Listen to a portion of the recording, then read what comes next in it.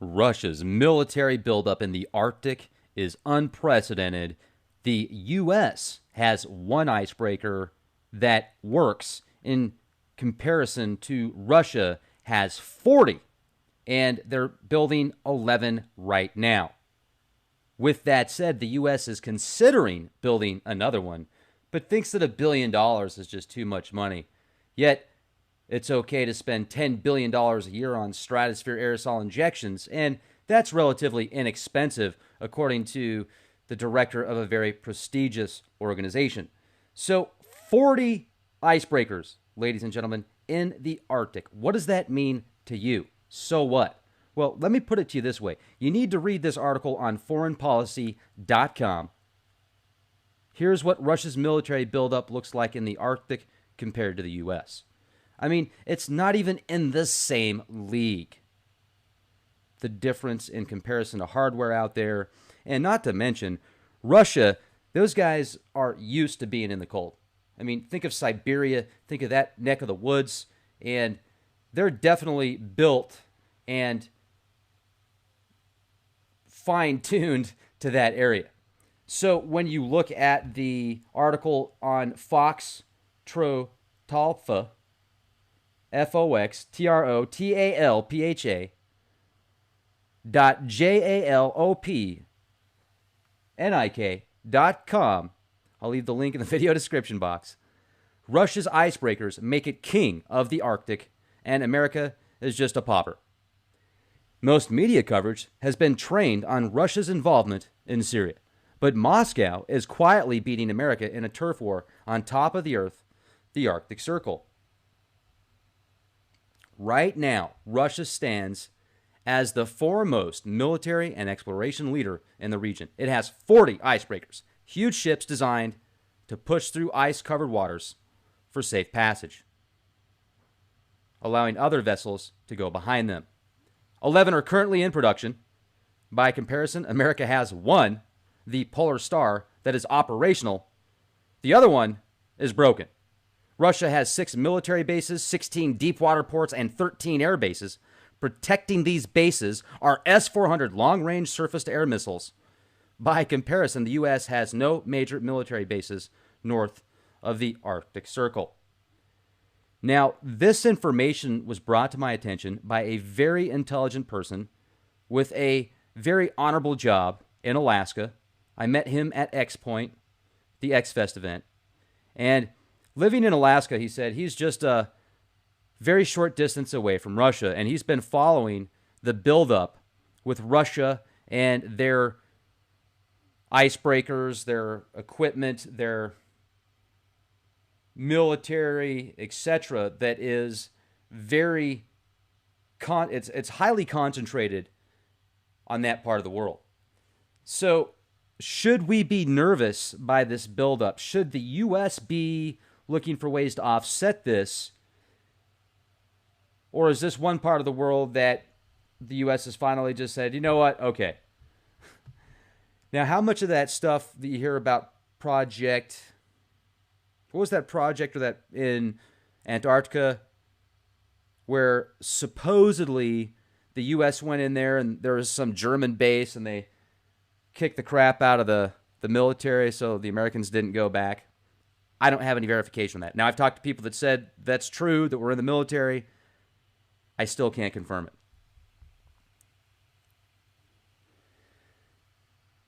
"40 icebreakers, soon to be 51, compared to our 1.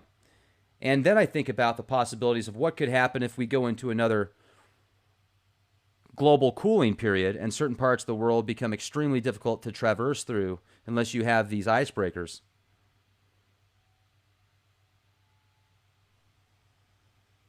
I mean, definitely the king of the block in that area. So I'll leave the links for these videos in the video description box. Let me show you another thing here. Here's a map. This is the most recent map I could find. I'll leave the link as well. This is from 2009, though. And the other maps that I found were from like 2002 or older. But this will show you a list of the different bases. And you can see there's full-time bases out there year-round.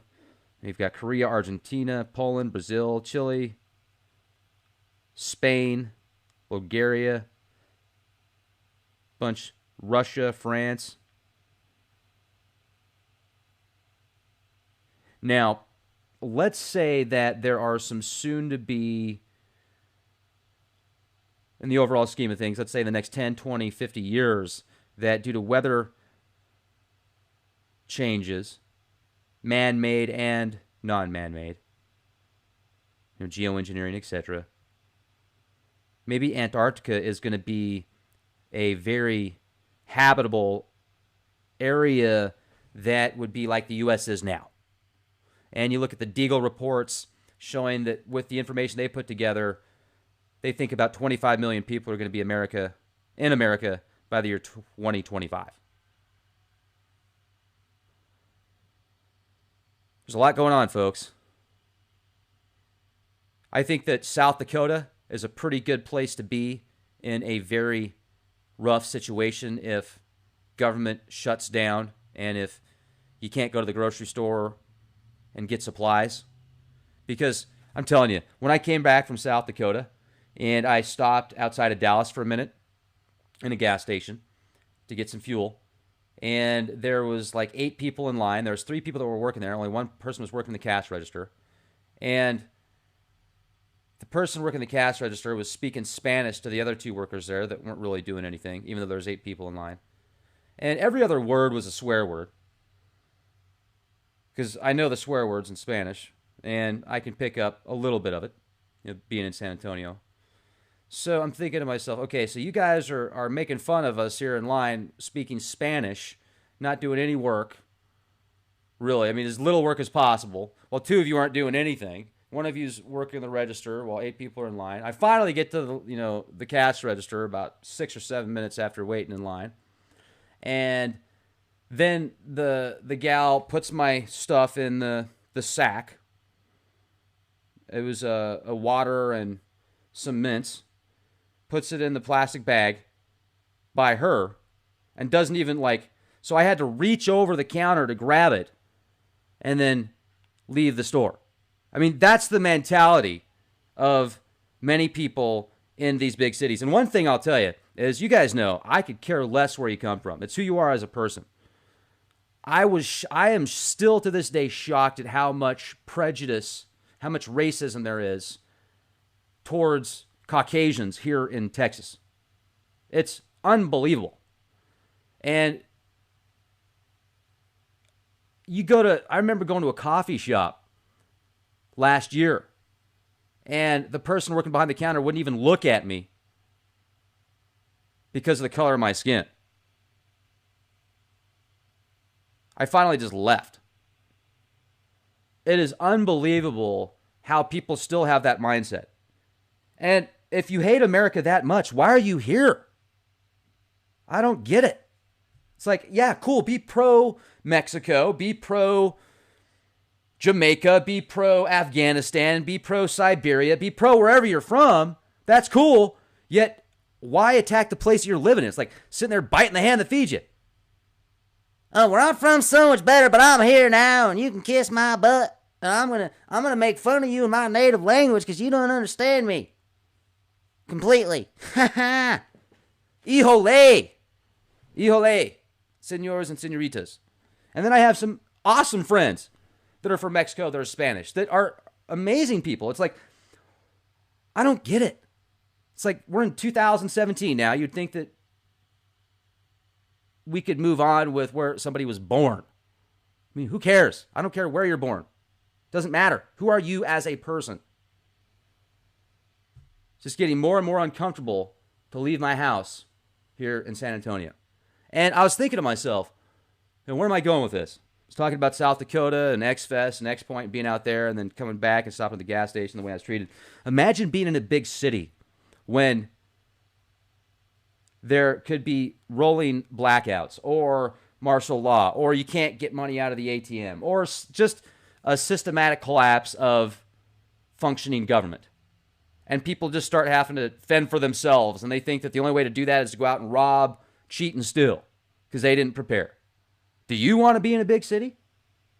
I mean, my goodness, people won't even respect you when you go to a store or their business of work. Imagine what happens when They feel it's free reign to do what they want, and they see you've got something. I think being off the grid or having a situation where you could live outside of a big city in case something goes down, you could get there. You're going to be in a much better area. Let things cool off. Let those that didn't prepare, go and run amok, and then when all that cools off, and a lot of those people probably won't be around several months down the road. I mean, it'll just be chaos. Then you can, kind of go outside your stomping ground a little bit, the area way off the grid, and explore a little bit again. But until then, maybe it's a good idea to have a place off the grid. And it's amazing some of the things people say about this South Dakota location. Oh, they used to store military munitions out there. Yes, they did. Oh, that's a bad place to be because Russia would nuke that place first in case of a war. That would be one of the last places Russia would nuke, in my opinion, because it's a decommissioned facility. There's nothing there of importance anymore. And then, well, that's where the government would go round everybody up. That's the last place the government would go round people up because they're going to be taking care of big cities first. That place is so far out in the middle of nowhere. It's hundreds of miles away from Yellowstone. It's enormous. It is huge. I mean, you go to that area, good luck finding where somebody is. I mean, there's hundreds and hundreds and hundreds of these concrete bunkers. So, what's your solution? What do you have in mind? People, that's going to be your coffin. Well, how do you know? What are you doing to prepare? Are you doing anything or just bitching on the internet? Probably in an apartment somewhere, living around 100 people in boxes that are next to boxes that are next to boxes that are 500 square feet. I know people that pay thousands of dollars for insurance every single year. And they don't want to use that insurance. I mean, think about it. Insurance isn't fun to use. Well, what have you done for tangible type insurance to prepare for a bad situation? People are like, well, I just want to go out quickly. Well, what if you don't? It's just, you've always got Debbie Downer. You've always got somebody that's an expert that's like, oh man, that's the first place they're going to throw a nuclear bomb. In the middle of nowhere, South Dakota. That just makes total sense. Because 50 years ago, it was a military facility. Now it's like a ghost town. I mean, they're probably going to go after highly populated areas or strategic locations where there's still military equipment. This place is a long way away from a nuclear reactor. This place is a long way away from industrial complexes. So if you're interested in checking it out, go to terravivos.com. You can see the map, you can see the outline, you can see what these things look like. Plus, I've done podcasts on the area, doing a tour of the facility. And leave the code LEAKPROJECT. If you purchase one, you get an opportunity to pick up a water filtration system, a solar generator, or a wind turbine. If you just want to check them out, let them know that you heard about them with Leak Project. That way they know how you found them. And also, we're going to be doing another event here in a couple of months out there, and an event for Sturgis. So if you have a motorcycle and you want to be a couple hours away from Sturgis, you don't want to spend hundreds, if not thousands of dollars a night to stay close to Sturgis, plus have an awesome 2-hour motorcycle drive to get there, well, here you go. Send me an email. Use the code LEAKPROJECT, TerraVivos. If you send me an email, guestbookings at leakproject.com. If you go to terravivos.com, let Robert, the CEO, know that you heard about them through Leak Project. That also helps us out. In return, we can help you out, ladies and gentlemen, bringing you information, cutting-edge news, and data. And we really need to keep an eye on this stuff because think about this, 51-1 ratio, icebreakers. Wow. It's like giving up. It's like, you win, okay. We're going to go spend our money on F-35s that pilots pass out when they're piloting them. A $1 trillion deal. Trillions of dollars. That's not a lot of money, but it's a lot of money to spend $1 billion on an icebreaker. I mean, come on. Also, check out the Quick Bivvy. I'll leave a link in the video description box. These Quick Bivvies fit in the palm of your hand, and if you need one of a couple of items that could help save your life if you get into a situation where you need to stay warm, this thing is awesome. It's a few ounces.